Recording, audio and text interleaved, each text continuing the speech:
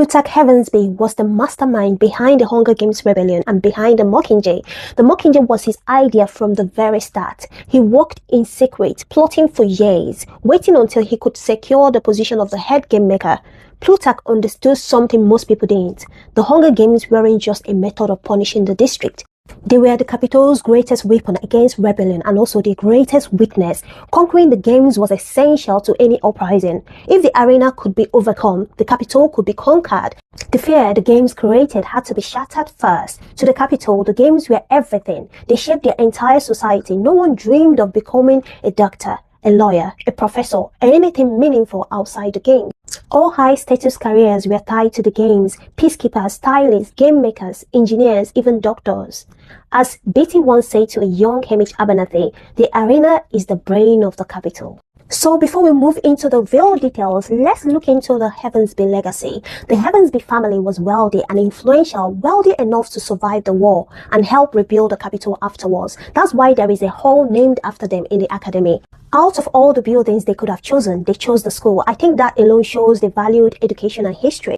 Plutarch grew up surrounded by wealth and knowledge. His family owned a massive private library filled with books and history untouched by Capitol propaganda. But over time, he watched the Capitol forget everything his family once valued. No one cared about education anymore. No one cared about real history. Everything revolved around the Hunger Games, and citizens accepted whatever they were shown without questions. There was a vacuum. The Capitol became brainless, and the Hunger Games became their only brain.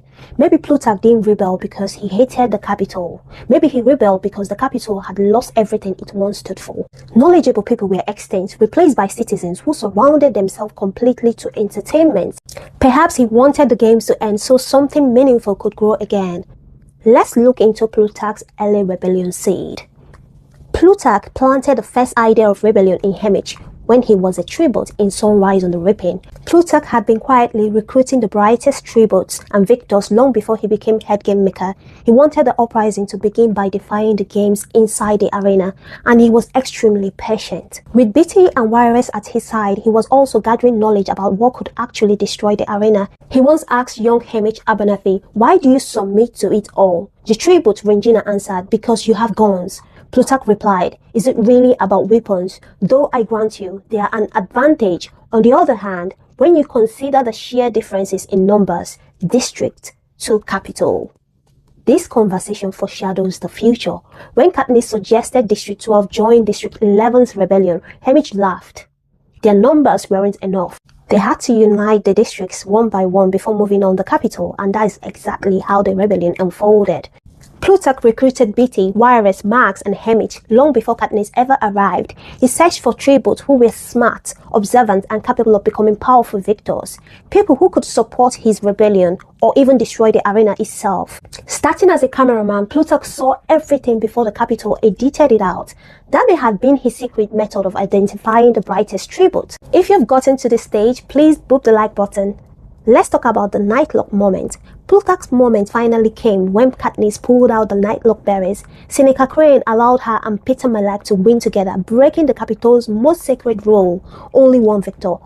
Plutarch was intelligent enough to understand consequences, and in my theory, he may have subtly encouraged Seneca to allow two victors, arguing that two were better than none. Perhaps Plutarch knew Snow would end Seneca for that mistake, and if that happened, he would be next in line for head game maker. He may have even nudged Snow towards punishing Seneca, giving himself the promotion he had been waiting for. Whether by chance or by design, this moment became a major turning point in his rebellion plan. As Snow's right-hand man, Plutarch could now frame Katniss and Peeta's dual victory as a sign of weakness within the Capitol, and Snow believed him. That trust was exactly what Plutarch needed. He had to appear loyal, even hateful towards the district, while quietly planting the earliest roots of rebellion. Let's talk about Plutarch, District 13, and Cinna. I believe Plutarch established a connection with District 13 long before Katniss ever became a tribute. And that Cinna may have come from 13 specifically to put Plutarch's Mockingjay idea on screen. In my theory, Plutarch created the Mockingjay, a symbol of hope, resistance, and defiance. He shared his concept with President Coin as part of their alliance, then recruited Cinna to bring that symbol to life publicly. Cinna appeared out of nowhere, no family, no Capitol lineage, no past. Plutarch may have chosen him because he had nothing to lose. Cinna understood the power of a symbol, and he wasn't afraid of the consequences. His courage alone suggests he may have been from District District 13. And when you look at Cinna's stylistic choices, everything clicks. The girl on fire, that's the spark. The Mockingjay, the symbol. Plutarch also chose the perfect career path. Despite coming from wealth, he started as a cameraman. That gave him full access to the arena system, allowed him to hide forbidden footage, and helped him understand how every part of the games worked long before he became head game maker. Cinna designed the Mockingjay outfit long before he died, and I believe Plutarch influenced every detail. The suit was bulletproofed, equipped with Mockingjay wings, built with concealed pockets for nightlock pills, fitted with armor compartments, all features Katniss would later rely on, and all delivered to her by Plutarch in District 13. Why Katniss? Why District 12? In my theory, Plutarch knew the rebellion had to begin in District 12 if it was going to terrify President Snow, because 12 was Snow's oldest wound. It was the district of Lucy Gray. Plutarch likely knew the full story of the 10th Hunger Games, possibly even saw footage the Capitol never released.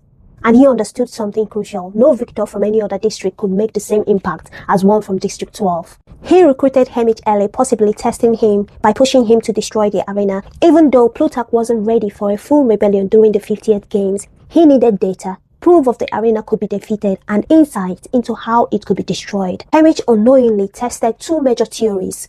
Could the arena be drowned? Could the generator be found and destroyed? When Haymitch reached the edge of the arena, discovered the force field protected generator and blew it up. Plutarch, then the cameraman, saw everything. He witnessed the explosion, the chaos, the panic. Haymitch provided the blueprint for destroying the arena. Katniss would later finish what Haymitch started.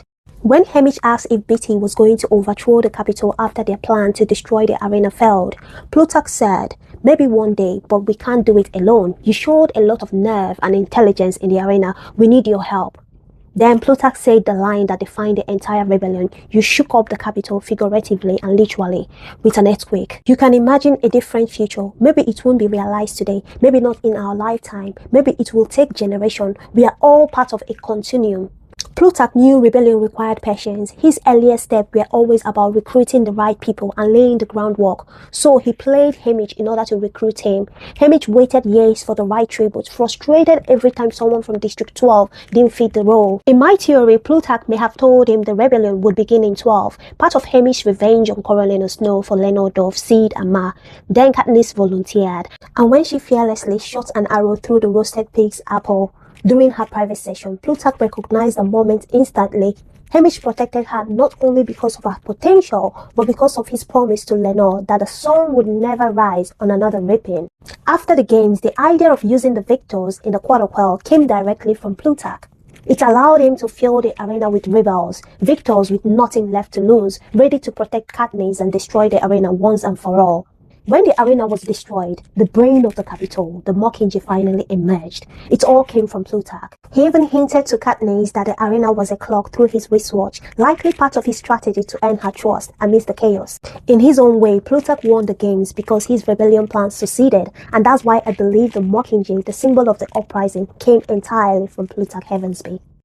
If you have made it this far, please boop the like button and tell me what you think in the comments.